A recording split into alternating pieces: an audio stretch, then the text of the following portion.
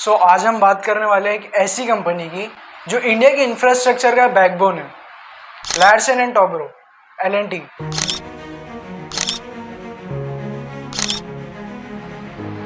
This is Sadiq Ansari and you are watching Edu Finance Insights. अब देखो, L&T सिर्फ एक कंपनी नहीं है, ये एक एम्पायर है। जब आप रोड पर चलते हो या जब आप मेट्रोज में ट्रैवल करते हो या बड़े बड़े डिफेंस के प्रोजेक्ट्स देखते हो, देयर आर स्ट्रॉन्ग पॉसिबिलिटीज कि L&T का नाम इससे जुड़ा हुआ है, क्योंकि L&T इंडिया का लीडिंग सेक्टर है इंफ्रास्ट्रक्चर में।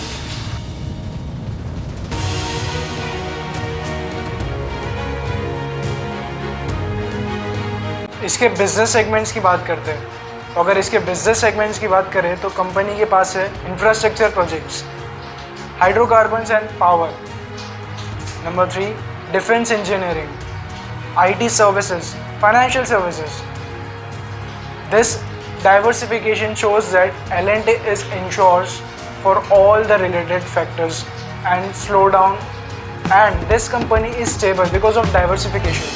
So अभी financials की बात करते हैं। तो while I'm researching about the company, L&T को लास्ट ईयर ही 2.8 लाख करोड़ का ऑर्डर बुक मिला है, जो कि ये बताता है कि कंपनी के पास काम खत्म होने वाला नहीं है। अब पिछले 5 सालों में कंपनी ने अपने होल्डर्स को अराउंड 250% से भी ज़्यादा रिटर्न दिए, जो कि एक मैसिव रिटर्न है, बिकॉज ये सेक्टर की लीडर है। सो अभी हम करेंगे और भी फाइनेंशियल्स का एनालिसिस, जिसके लिए आपको चलना पड़ेगा स्क्रीन पे। So let's begin. अभी बात करते हैं कुछ फाइनेंशियल नंबर्स की। फाइनेंशियल ईयर 24 में कंपनी ने ऑलमोस्ट 2.2 लाख करोड़ का रेवेन्यू जनरेट किया था, जिसमें से नेट प्रॉफिट 13,500 करोड़ था। इसकी ऑर्डर बुक 2 से 3 साल के लिए 5.5 लाख करोड़ से ज़्यादा का है, और डेट टू इक्विटी मैनेजेबल है, अराउंड 1x की डेट है। रिटर्न ऑन इक्विटी अराउंड 12% है, और डिविडेंड यील्ड 1.2%। बेसिकली कंपनी के फाइनेंशियल्स बहुत अच्छे हैं, और ये ऐसा बताता है कि कंपनी आने वाली फ्यूचर में अच्छा रेवेन्यू जनरेट कर सकती है। लेकिन इसके पीछे भी कुछ वजह है और कुछ रिस्क है, जो आगे आपको समझ में आएंगे। अभी इंडिया को एक मैसिव इंफ्रास्ट्रक्चर प्रोजेक्ट का पुश मिला है, highway, smart cities, defence, renewable energy. Government के बजट में इंफ्रा एलोकेशन 11 लाख करोड़ से भी ऊपर है, और कौन बेनिफिट करेगा सबसे ज़्यादा? Obviously L&T। बात करते कुछ रिस्क फैक्टर्स की। Number 1, high debt loads. So L&T बहुत बड़े बड़े इंफ्रास्ट्रक्चर प्रोजेक्ट्स हैंडल करती है, जिसके लिए बहुत बड़े रिस्क भी लेने पड़ते हैं। लेकिन अगर इंटरेस्ट रेट बढ़ेगा तो बोरोइंग कॉस्ट भी बढ़ेगा, जिससे कंपनी को बहुत ज़्यादा नुकसान हो सकता है। Projects delays and cost overruns. Infrastructure projects में अक्सर डिले और कॉस्ट बढ़ने का रिस्क रहता ही है, इससे प्रॉफिट मार्जिन्स भी इम्पैक्ट हो सकते हैं। Number 3, global dependence.